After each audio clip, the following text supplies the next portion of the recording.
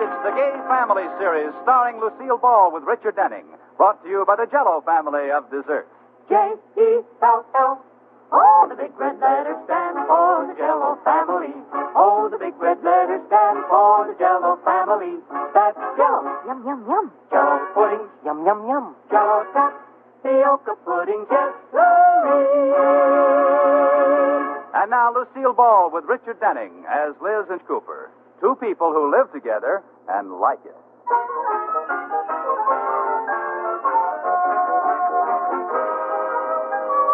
As we look in on the Coopers tonight, we find them settled down for a quiet evening in the living room.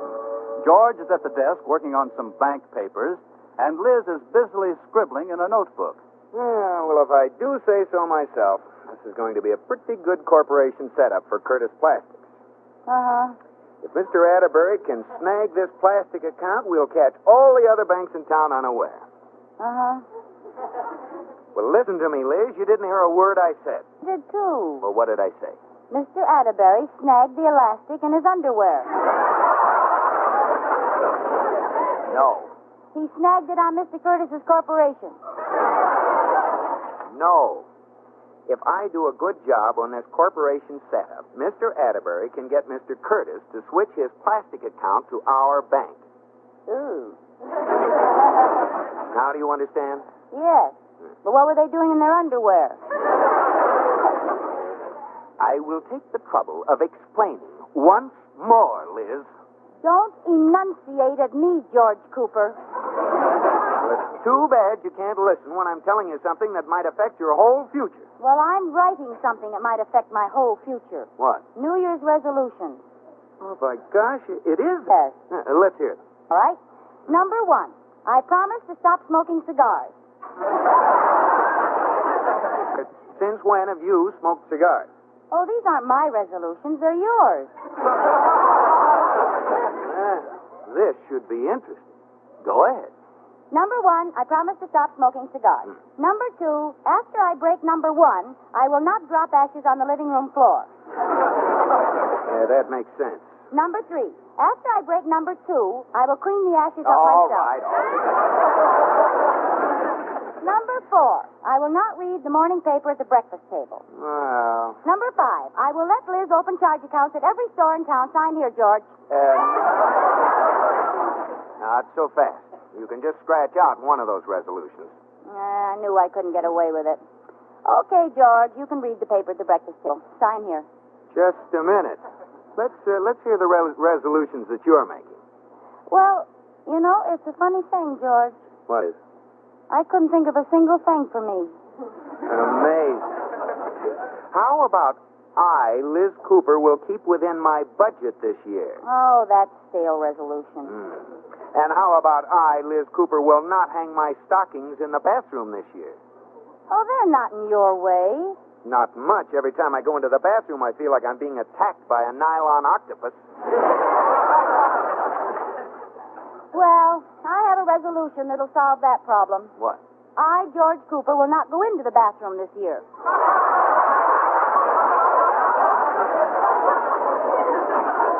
Great. I wonder if they let me keep my toothbrush down at the gas station. I'll get it. Hello? Oh, yeah? Well, you have to come and get me, you dirty rat. I'll never give you the jewels.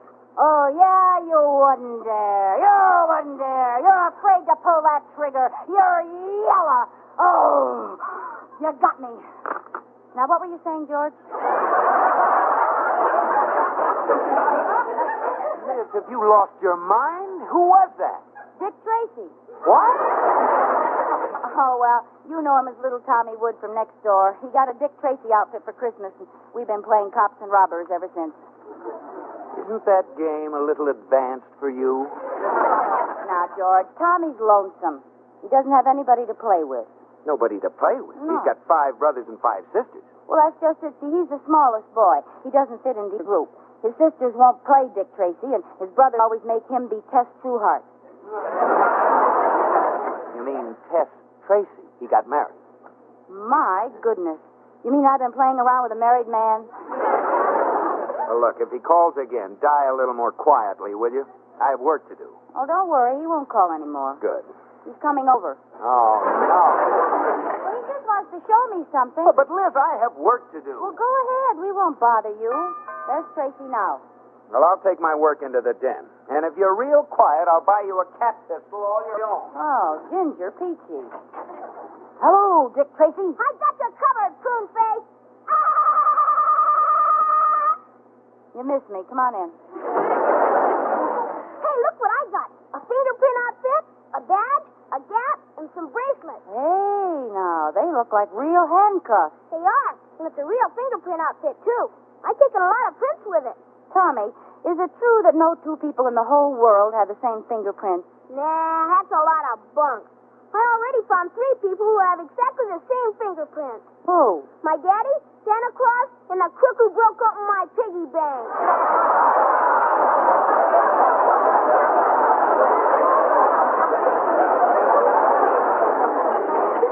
Well, you certainly exploded that theory, Tommy. I'm Dick Tracy again. Bang, bang! Now, wait a minute. Give me a chance to hide. Okay, I'll give you 10. 1, 2, 3, 5, 7, 10. Here I come, ready or not. I see you, prune face. Come on with your hands up. You'll never get me, Dick Tracy. You asked for it. Bang, bang! Oh, you got me. Hey, where's the ink, Liz? This fountain pen is empty. Drop that rod. Huh? Bang, bang! I got you, mister. Liz, what are you doing on the floor? I'm dead. I got you that time, mister. Oh, quiet. Liz, will you answer me? Hold down, George. You're dead, too. No, he's not. I just winged him. Oh. Now I'm taking you both prisoner.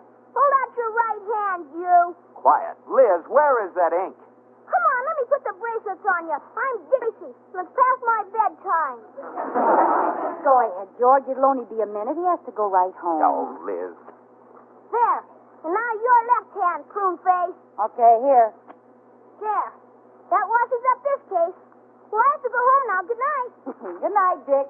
Oh, honey, wait a minute. You forgot the handcuffs. Oh, yeah, the bracelet. Yes, get out your key and unlock it. Well, what are you waiting for, Tommy? I don't have a key. What do you mean you don't have a key? Liz, I told you some crazy fool Now, thing be like that. calm, George. Oh. Tommy, didn't a key come with the set? Yeah? Well, where is it? Right here in the box. Now, see, George, you just have to be calm. But those aren't the handcuffs that came with the set. What? The ones that Daddy had in the attic. Well, goodbye, George. Oh, I almost pulled my arm out of the socket. Yes, we're handcuffed. Remember? Boy, did her head snap. You little monster. Why didn't you tell us there wasn't any key to these handcuffs? You didn't ask me. Why, you little... Now, wait a minute. I'll just phone Mr. Wood and have him bring the key over. Well, what are you waiting for? Will you join me at the phone? I can't seem to make a move without you. Oh, no, come on. Now, you hold and I'll dial. Well, hurry up. Now, just relax. We'll be out of these before... Hello, Mr. Wood. This is Mrs. Cooper. You know those handcuffs you gave Tommy? Well, we were playing, and he put them on George and me. And, could you bring the key over and unlock them? Ooh. Well? George, at our wedding, when the preacher said, "Till death do us part," he wasn't kidding.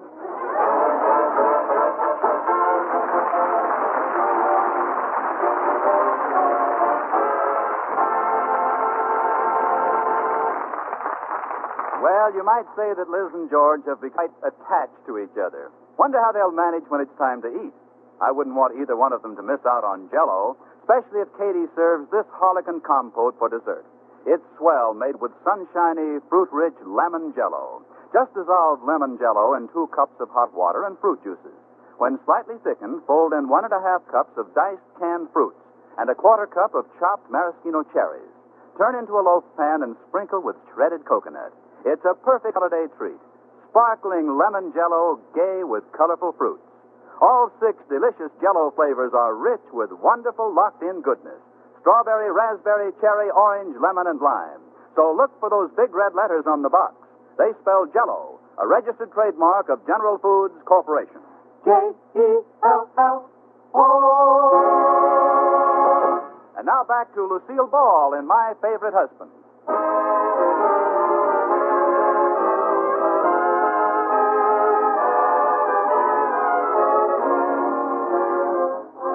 Well, Liz and George have been real buddy-buddy since little Tommy Woods inadvertently handcuffed them together several hours ago.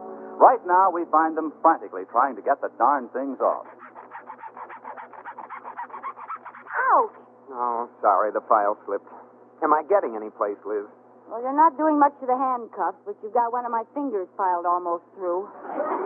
Oh, great. Are you sure you called every locksmith in the book? Yes, and not one of them was in his office. I don't understand. It's only midnight. Oh, handcuffed. Oh, Liz, how do you get me mixed up in ridiculous scrapes like this? It isn't easy. So now there must be some way out of this.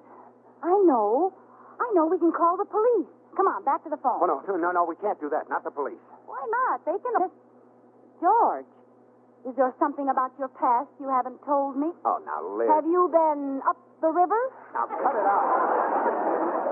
Tell me all, George. I won't squeal to the bulls. Look, if we call the police, our pictures will be in all the papers. Oh, I can see the headline now. Dick Tracy captures Mr. and Mrs. George Pruneface.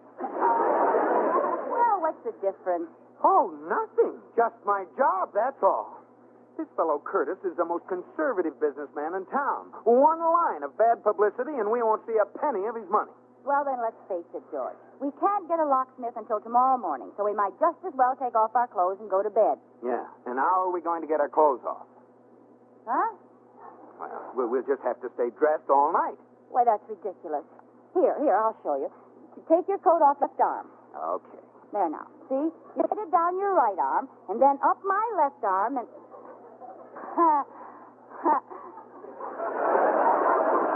Well? Yeah, I guess there's no way for me to crawl through the sleeve, is there? No. Well, we'll have to undress with the scissors. Oh, now, don't be silly. We'll just sleep with our clothes on. Oh, well, don't be so grumpy. It could be worse. How? Well, suppose we weren't married. We'd have to sleep in separate rooms and slide our arms under the door. That would be worse. No, it wouldn't. After the locksmith cut us loose, I'd be a bachelor. Well, Well, come on. We can at least try to get some sleep. George, can I ask you a little favor? What? Don't turn over quick during the night. You're liable to flip me right out the window.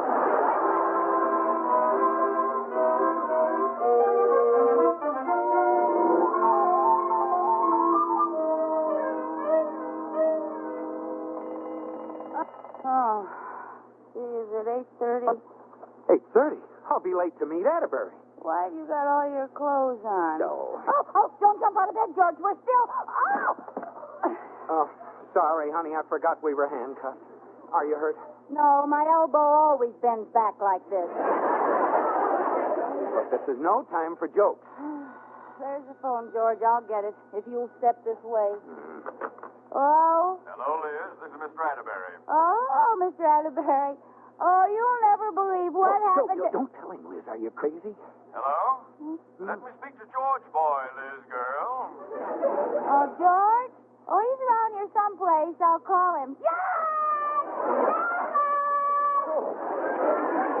What did you do that for, Liz? You said you didn't want him to know we were locked together. No, it's a good idea. Be right there, Liz! Oh. Hello? Where are you, George Boy? I'm waiting. Mr. Curtis will be here any minute. I want to look over those figures. Oh, well, is it all right if I'm a little late? Late? This is the most important deal of the year. Tell him you're sick. Yeah, well, I know, sir, but Tell you him see... you're sick, honey. What's the matter with you, George? Well, I'm sick, honey.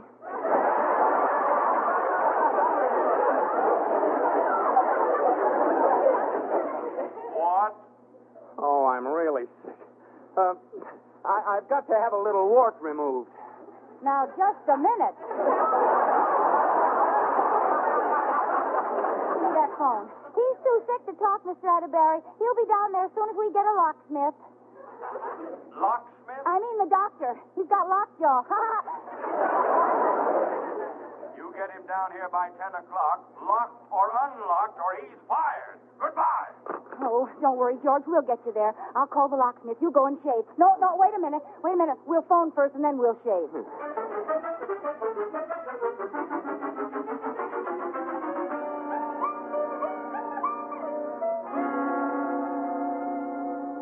Oh, darn it, Liz. What do you suppose is keeping that locksmith? I don't know, George. He said he was leaving right away. I wish he'd hurry. I've got an appointment at the beauty parlor in 20 minutes. Beauty parlor? I'm liable to lose my job, and you're worried about a shampoo. I'm not going for a shampoo. It's much more important than that. Well, forget it. Let's get out of these handcuffs. You can stem the black tide later. Police! You don't have to put it so crudely. I prefer to think of it as bringing out the natural auburn highlights. Well, let's just call it Operation Henna. Oh, that must be Mr. Hussey, the locksmith. Oh, finally. You're the folks who's called for a locksmith? Yes. Yes, where have you been? Well, I got here as fast as I could. Had a little trouble. I locked my keys in my car. Always meant to make an extra set, but never got round to it. Yeah, well, will you get these things off? No, don't rush me, lady. Let me look at them first.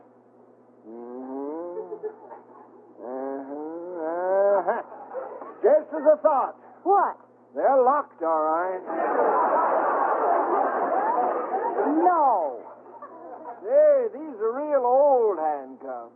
We've got our order in for the new model. Now, will you please get these off? Well, not so fast, sister. I'm supposed to start on a weekend hunting trip, and I put it off so as I could help you folks. So don't get sassy.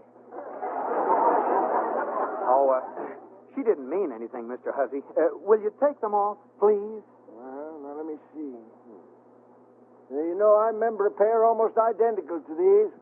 A couple of fellas come in with them on. They was wearing suits with black and white stripes. Well, I know, Mr. Hussey, Well, but... that looked kind of suspicious to me.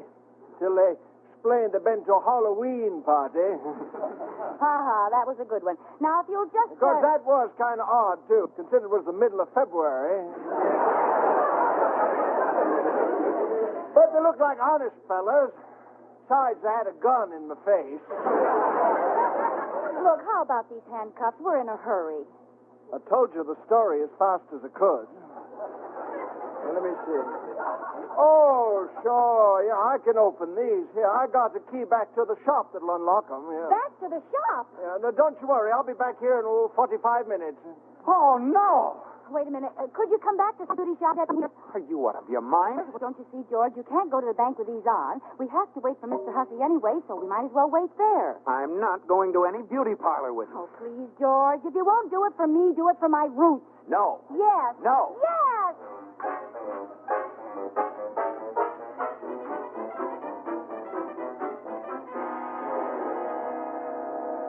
Mrs. Cooper, you're late. I thought you'd never get here. Hello, Sally. Sally, this is my husband, George. How do you do? How do you do? Mrs. Atterbury's been looking for you, Mrs. Cooper. Oh, Iris, where is she? In the powder room. Oh, I'll go in and say hello. Liz. Oh, I forgot. I'll see her on the way out. Yeah. Well, step in this booth, honey. Okay. Mr. Cooper, would you mind waiting outside? Well, He likes to stay close to me, Sally. We're inseparable. Oh, isn't that sweet? Yes. All right, you can stay. Sit down on that little stool, George. Read some of the movie magazines. Okay. Try to get one of the new ones. Sally, I just want to touch up a wave and a manicure. Read the magazine to me, George. Okay. Flash. Biograph Studios announces a new young starring team, Theta Berra and Rudolph Valentino. Oh, you did get one of the new ones. Get the phone, will you, Mr. Cooper? It's right by your side. Okay. Hello? Hello, Sally's Beauty Parlor. I'd like to... Is that you, George? No, this is Sally. What are you doing, George? It's Mr. Atterbury. It sounds like you, George. No, this is Sally. Well, look, Sally, why aren't you down here at the bank?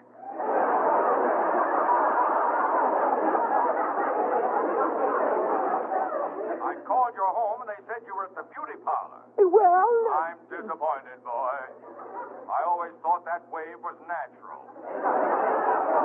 I suppose you're really a brunette, too. Well, look, Mr. Atterbury. George, you get down here right away. Oh, let's go, Liz. Mr. Atterbury is furious. What about the locksmith? All the heck with him. What about my hair? Well, I'll have to wash the dye out. Well, now, we don't have time. Now, come on. Oh, good heavens, what'll happen to my head, Sally? Well, it depends on how soon you get back. It'll either be orange, red, cerise, or bald.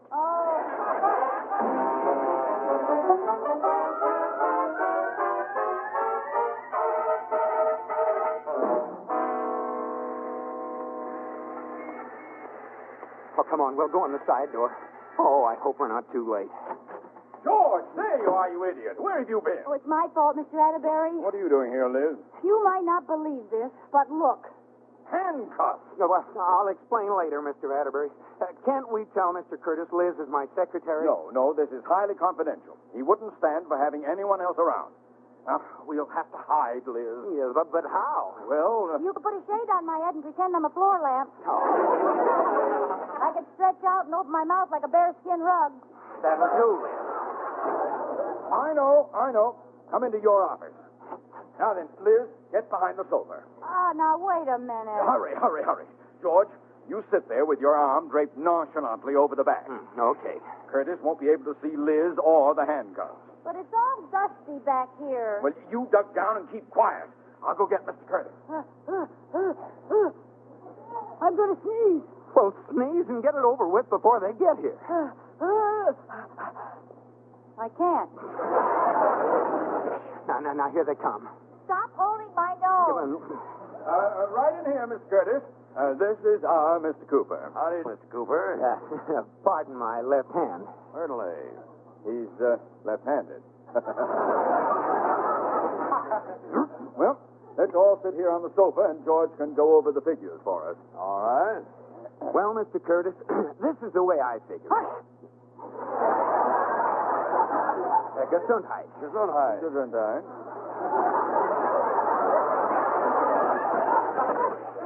Who sneezed? I did. I did. Both of you? There we go again. Say, speaking of sneezing, have you ever heard the story about the fan dancer with a cold? Well, now... A little spicy, but since we're all men here, I guess I can tell it. Well, just a minute. Seems there was this fan dancer, and one night, right in the middle of her dance, she sneezed. Wait, Mr. Curtis, don't tell us. But it's a Derby do. You see, I've heard. Yeah, so have I. I haven't.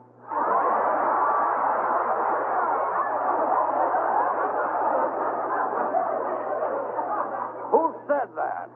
Come on out, Liz. Well, Young lady, what's going on here? Oh, there you are. I've been looking all over town for you two. Mr. Hussey. Yeah, I got the key. Now, let me see them handcuffs. Handcuffs. There you are. Free again. oh, that feels better. Yeah, well, I got to rush now. I'm off on the hunting trip at last. See you when I get back. Bye. Get me my hat, Atterbury. Now, Mr. Curtis, we can explain this whole thing. There's no explaining necessary. Hiding women behind sofas. Vice President handcuffed. Some bank.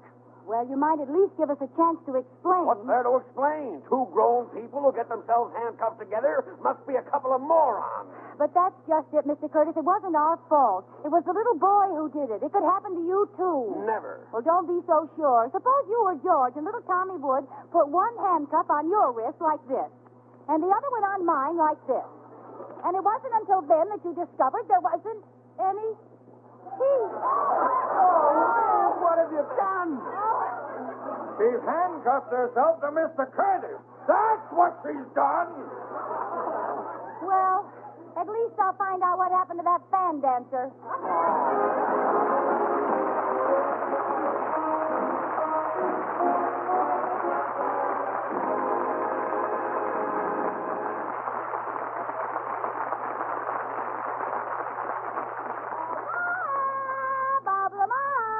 Yes, Lucille, what gives tonight?